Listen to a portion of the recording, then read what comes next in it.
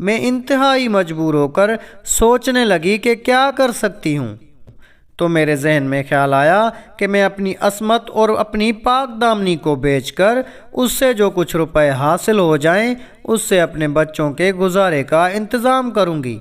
اس لیے میں نے اس برائی کا ارادہ کیا، مگر مجھے اللہ کا خوف ہو رہا ہے اور اس لیے مجھ پر کپ کپی طاری ہے۔ بسم اللہ الرحمن الرحیم۔ تمام بھائی اور بہنوں کو السلام علیکم۔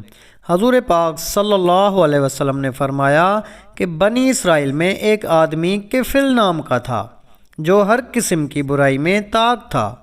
ایک دن اس کے پاس ایک عورت آئی اور اس نے اس سے کہا کہ اگر تم مجھے اتنے روپے دے دو تو میں اپنے آپ کو تمہارے حوالے کر دوں گی اور تم کو مجھ سے اپنی خواہش پوری کرنے کا حق ہوگا۔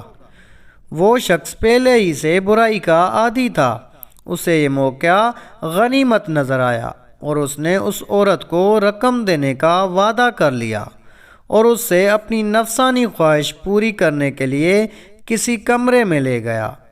جب برائی کا وقت آیا تو وہ عورت کانپنے لگی اور اس پر خوف و دہشت طاری ہو گئی۔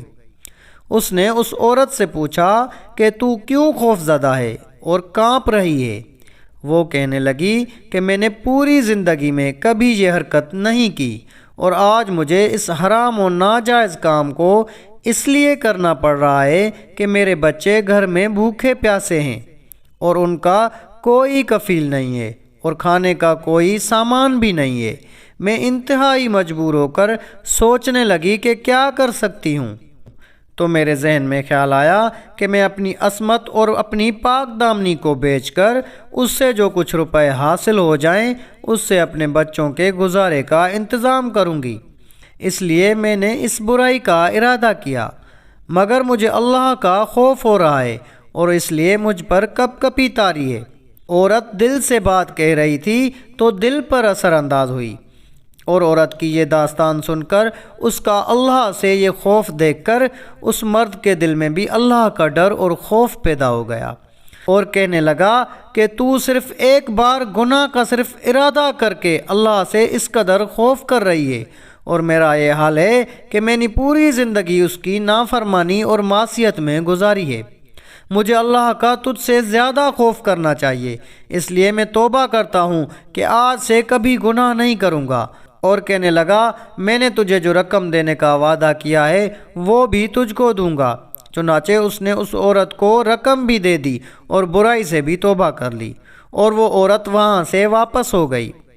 یہ آدمی اس کے جانے کے بعد ندامت کے ساتھ اللہ کے سامنے رو کر گڑ گڑا کر اپنے گناہوں کی معافی مانگنے لگا، اور اسی حالت میں اسی رات اس کا انتقال ہو گیا۔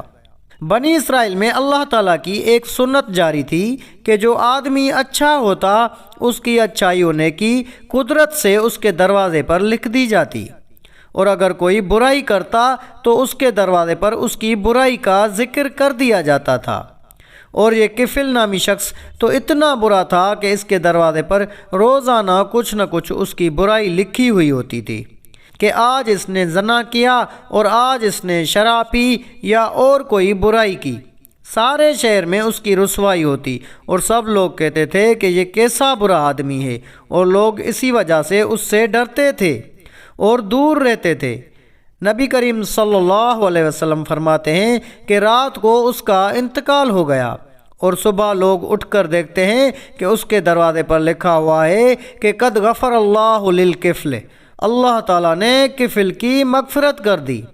اور لوگ پڑھتے ہوئے جا رہے تھے، گزرنے والے روزانہ دیکھا کرتے تھے کہ اس کے دروازے پر کبھی کچھ تو کبھی کچھ لکھا ہوتا تھا، مگر آج عجیب بات ہے کہ اس کے دروازے پر اللہ نے کفل کی مغفرت کر دی لکھا ہوا ہے۔ لوگ کہنے لگے کہ آج اس کے ساتھ کیا معاملہ ہوا کہ اتنا برا آدمی، اتنا شریر و فاسق آدمی، اور اللہ نے اس کی مغفرت کر دی۔ جب لوگوں نے تحقیق کی تو اس عورت کا واقعہ معلوم ہوا۔ خود عورت نے آ کر بتایا کہ رات ایسا واقعہ ہوا تھا۔ تب لوگوں کو سمجھ میں آیا کہ اللہ نے اس لیے اس کی مغفرت کر دی۔ اللہ پاک ہمیں بھی دین کی راہ پر چلنے کی توفیق عطا فرمائے، آمین یا رب العالمین۔